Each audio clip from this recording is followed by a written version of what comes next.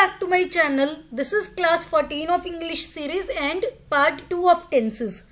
In this class we will discuss continuous tense. So continuous tense है क्या, उनकी क्या क्या टाइप्स हैं, present continuous, past continuous, future continuous, सभी हम इस वीडियो में डिस्कस करेंगे और उनके रिगार्डिंग कुछ इंपॉर्टेंट रूल्स भी देखेंगे. सो कंटिन्यूस एज अ वर्ड भी आपको समझ आ रहा होगा. कंटिन्यूस क्या है? कंटिन्यूटी. कोई भी चीज हो रही है या हो रही थी या हो रही होगी.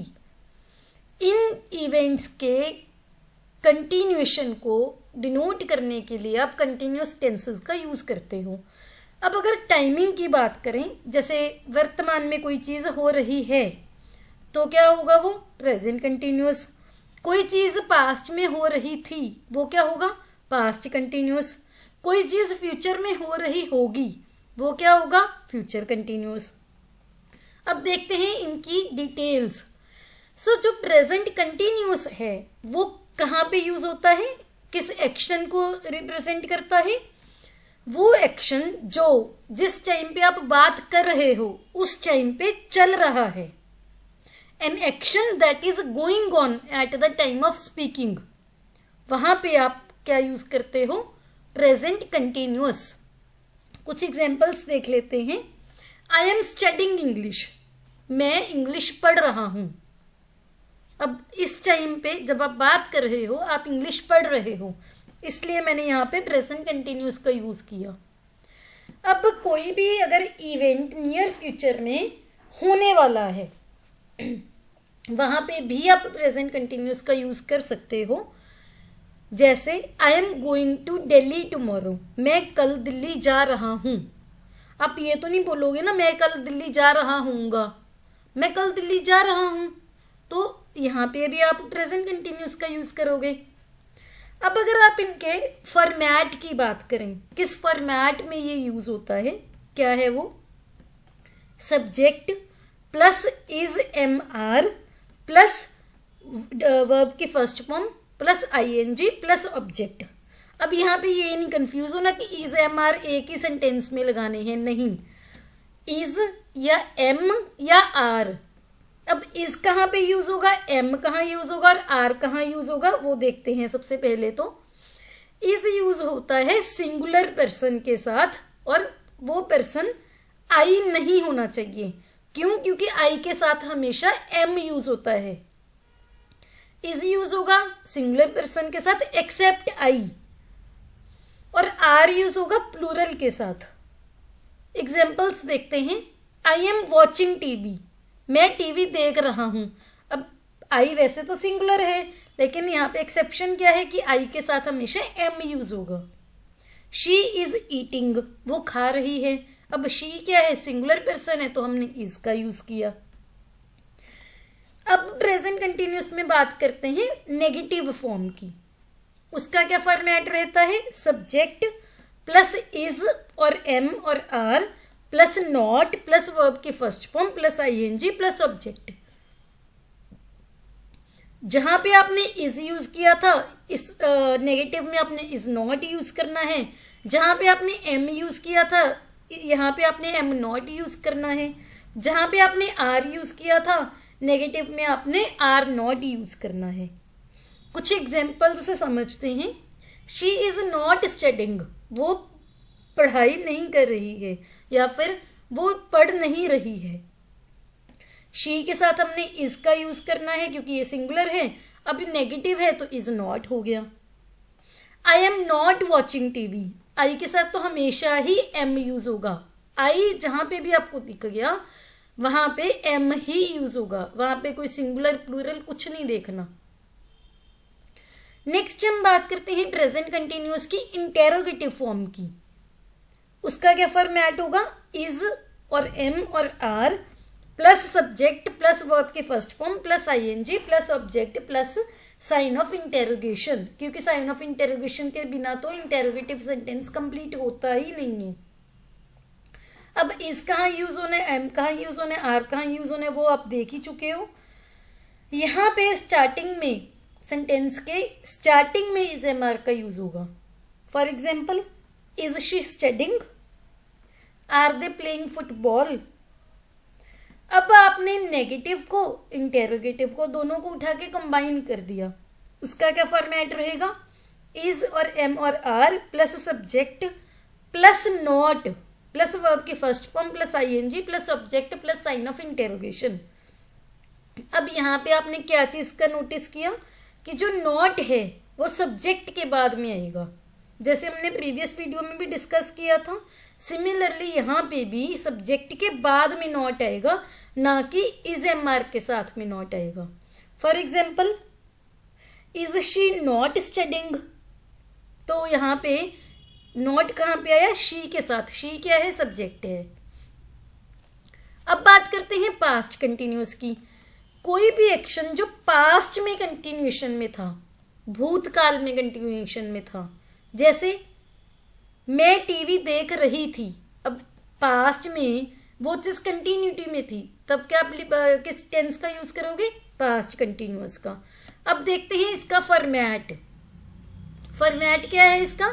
सब्जेक्ट प्लस वाज और वर प्लस वर्ब की first form plus ING plus object. अब वॉज कहाँ यूज होगा? सिंगुलर के साथ। वर कहाँ यूज होगा? प्लूरल के साथ। कुछ एग्जाम्पल्स देखते हैं। I was watching TV, she was eating, they were playing tennis. एक चीज आप यहाँ पे देख रहे होंगे कि हर फॉर्म में वर्ब की फर्स्ट फॉर्म के साथ आईएनजी ऐड हुआ, तो कंटिन्यूस टेंस की यही पहचान होती है कि वर्ब की फॉर्म के साथ आईएनजी ऐड होता है। अब बात करते हैं पास्ट कंटिन्यूअस की नेगेटिव फॉर्म की। क्या उसका फॉर्मेट है? सब्जेक्ट प्लस वाज और were plus not plus verb की first form plus ING plus object. अब इसकी एग्जाम्पल्स देखते हैं। I was not watching TV, अब यहाँ पे वॉज था तो वॉज नॉट हो गया क्योंकि नेगेटिव है। जहाँ पे वर था वर नॉट हो जाएगा, जैसे they were not playing tennis. Similarly she was not eating. अब बात करते हैं पास्ट कंटिन्यूअस में इंटेरोगेटिव फॉर्म की। इसका क्या फॉर्मेट रहेगा? जो वाज और वर है वो टेंस के बिगिनिंग में आ जाएगा। वाज और were plus subject plus verb की first form plus ING plus object plus sign of interrogation. Example देखते हैं। वॉज ही प्लेइंग बैडमिंटन, क्या वो बैडमिंटन खेल रहा था? Were they going to the picnic, क्या वो पिकनिक पे जा रहे थे? अब अगर आपने नेगेटिव को इंटेरोगेटिव के साथ कनेक्ट कर दिया, कंबाइन कर दिया, उसका क्या फॉर्मेट रहेगा? वॉज और were plus subject plus not plus verb की first form plus ING plus object plus sign of interrogation. अब यहाँ पे नॉट सब्जेक्ट के बाद में आया है। इसकी एग्जाम्पल देखते हैं। Was he not playing badminton. अब बात करते हैं फ्यूचर कंटिन्यूअस की। फ्यूचर कंटिन्यूअस यूज होता है जब कोई भी एक्शन फ्यूचर में चल रहा होगा। हम बात अभी कर रहे हैं कि ये इवेंट कल हो रहा होगा, कि इस टाइम आने वाले समय में वो चीज कंटिन्यूटी में होगी। इसका क्या फॉर्मेट रहेगा? सब्जेक्ट प्लस विल और शेल प्लस बी ई वाला बी प्लस वर्ब की first form plus ING plus object. अब विल जहाँ पे यूज करना था वहां पे विल बी यूज कर दो, जहाँ पे आप शेल यूज करते थे वहां पे शेल बी यूज कर दो। कुछ एग्जाम्पल्स देखते हैं। I shall be going to the party, मैं पार्टी में जा रहा हूँगा। They will be playing the cricket, वो क्रिकेट खेल रहे होंगे। जब आपने फ्यूचर कंटिन्यूअस में नेगेटिव फॉर्म इंक्लूड किया तब उसका क्या फॉर्मेट रहेगा? सब्जेक्ट प्लस विल और shall plus not plus be plus verb की first form plus ING plus object. अब यहाँ पे जो नॉट है वो कहाँ पे आया? विल और शेल और बी के बीच में। आप ये नहीं बोलोगे विल बी नॉट, गलत है ये। आप क्या बोलोगे? Will not B. एग्जाम्पल देखते हैं। I shall not be going to the party, they will not be playing the cricket. अब हमने फ्यूचर कंटिन्यूअस के नेगेटिव को, इंटेरोगेटिव को, दोनों को उठा के कंबाइन करना है। वो क्या करोगे, विल और shall plus subject plus not plus be plus verb की first form plus ING plus subject plus sign of question mark. हमने इसके इंटेरोगेटिव की अगर बात करें, वहां पे क्या था, वहां पे विल और शेल को हमने उठा के सेंटेंस के बिगिनिंग में लगाना है। क्या फॉर्मेट है, विल और shall plus subject plus be plus verb की first form plus ING plus object plus sign of interrogation. Example देखते हैं इसकी, will they be playing the cricket.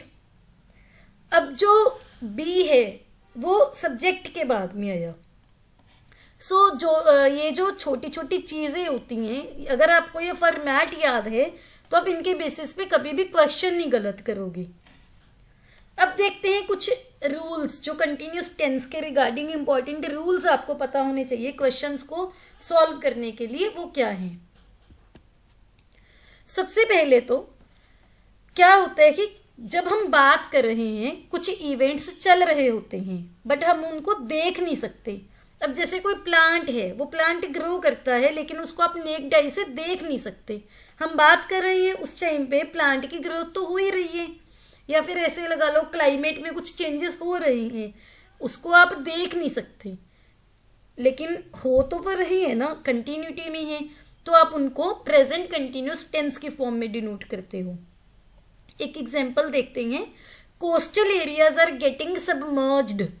अब क्लाइमेट चेंज की वजह से ग्लेशियर्स पिघल रहे हैं, है ना, पानी का लेवल बढ़ रहा है, तो जो कोस्टल एरियाज हैं, जो एरियाज कोस्ट पे होते हैं, वो सबमर्ज हो रही हैं। अब उनकी जो सबमर्ज होने का जो वो इवेंट है वो आपको दिख तो नहीं रहा ना, लेकिन वो हो रहा है, तो उसको आप प्रेजेंट कंटिन्यूस में लिखोगे। नेक्स्ट रूल है कि जब भी कोई स्टेटमेंट एक रूटीन एक्शन के साथ डील करे तो आप क्या यूज करते हो, सिंपल प्रेजेंट टेंस। बट जब वो काम टेम्पररी रूटीन एक्शन हो तब क्या आप यूज करोगे, प्रेजेंट कंटिन्यूस। कैसे, जैसे मैं बोलूं I am preparing for competitive exams now days. अब अभी का जो प्रेजेंट है, इस टाइम का मेरा रूटीन क्या है कि मैं कॉम्पिटिटिव एग्जाम्स के लिए प्रिपेयर कर रही हूँ, लेकिन वो चीज़ परमानेंट नहीं है ना। अब ये तो है नहीं कि आप 24 घंटे ही वो करते हो या फिर वो पूरी जिंदगी आप यही करोगे। वो क्या है, टेम्पररी रूटीन है। अगर आपको कोई पूछे कि आजकल आप क्या कर रहे हो, तो आप यही बोलते हो ना कि मैं बीटेक कर रहा हूँ, या मैं बीकॉम कर रहा हूँ, या मैं कॉम्पिटिटिव एग्जाम्स की तैयारी कर रहा हूँ, तो आप हमेशा प्रेजेंट कंटिन्यूस टेंस यूज करोगे। अब बात करते हैं इमेजिनरी सेंटेंस की। इमेजिनरी सेंटेंस क्या होते हैं, जो हम इमेजिन करते हैं कि काश ये हो जाता। तो जब भी इमेजिनरी सेंटेंस यूज होंगे तब कोई भी सब्जेक्ट हो, सिंगुलर हो, प्लूरल हो, first person, second person, third person, कुछ भी हो, आप क्या यूज करोगे, वर। चाहे वो हेल्पिंग वर्ब की तरह यूज करना है, चाहे वो मेन वर्ब की तरह यूज करना है। इसको एक एग्जांपल से समझते हैं। I wish I were a bird. काश मैं पक्षी होता।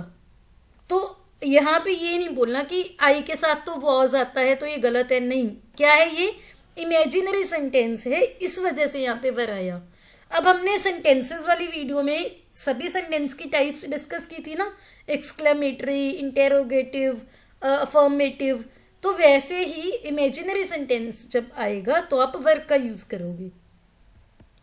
नेक्स्ट है, कुछ वर्ब्स होती हैं जो आईएनजी फॉर्म नहीं लेती, दैट मीन्स उनके साथ हम आईएनजी नहीं ऐड कर सकते। अगर उनको आईएनजी नहीं ऐड कर सकते तो नेचुरली वो कंटिन्यूस टेंस के साथ भी नहीं यूज होगी। कौन कौन सी वो वर्ब्स हैं देखते हैं। जब भी परसेप्शन के लिए वर्ब्स यूज हो, परसेप्शन के लिए कौन कौन सी वर्ब्स यूज होती हैं, see, taste, hear, prefer, please, notice, recognise. ये कभी भी आप ये नहीं बोलते सीइंग, टेस्टिंग, नो, आप क्या बोलते हो, वॉचिंग। तो इनके साथ आप आईएनजी नहीं यूज करते। सिमिलरली थिंकिंग प्रोसेस के लिए जब वर्ब्स यूज होती हैं, think, know, mean, mind, remember, suppose, तो भी आप आईएनजी नहीं यूज करते। जब वर्ब्स को पोजेशन के लिए यूज करना है, कौन कौन सी, जैसे own, have, belong, comprise, possess, contain, consist, तो भी आप आईएनजी का नहीं यूज करते। सिमिलरली कुछ वर्ब्स जो किसी भी फीलिंग को एक्सप्रेस करें या किसी स्टेट ऑफ माइंड को एक्सप्रेस करें, तो आप आईएनजी का फॉर्म नहीं यूज करते। कौन कौन से हैं वो, believe, like, dislike, love, want, wish, adore, desire, hate, agree, trust, imagine. Verbs in general कौन कौन see, look, seem, appear, affect, resemble, cost, require, become, hope, refuse.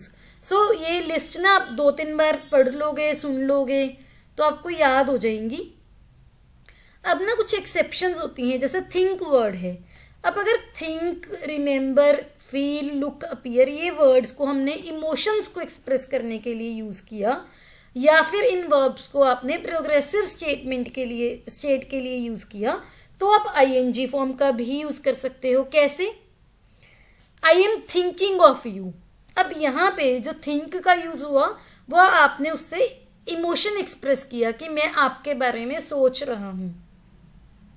लेकिन अगर आपने इसको सोचने के प्रोसेस के लिए यूज करना है, जैसे I think you are right, तो यहाँ पे थिंक का क्या यूज, कैसे यूज हुआ है, सोचने के प्रोसेस को बताने के लिए। यहाँ पे आप ये नहीं बोलोगे I am thinking you are right, no, I think you are right. Next है हैव वर्ड। जब हैव वर्ड को पोजेशन शो करने के लिए यूज करना है, वहां पे तो आईएनजी का फॉर्म नहीं यूज होगा, हमने डिस्कस कर ही लिया। लेकिन जब हैव वर्ड को खाने के लिए या फन करने के लिए यूज करना है, तब उसको हम आईएनजी फॉर्म में यूज कर सकते हैं। कैसे, जैसे I am having lunch, I am having breakfast, I am having dinner, etcetera. अगर आपने पोजेशन के लिए बोलना है तो क्या बोलोगे, आई हैव अ कार। आप कभी भी ये नहीं बोलोगे I am having a car, right. In the next part, we'll discuss next type of tense. See you in the next video.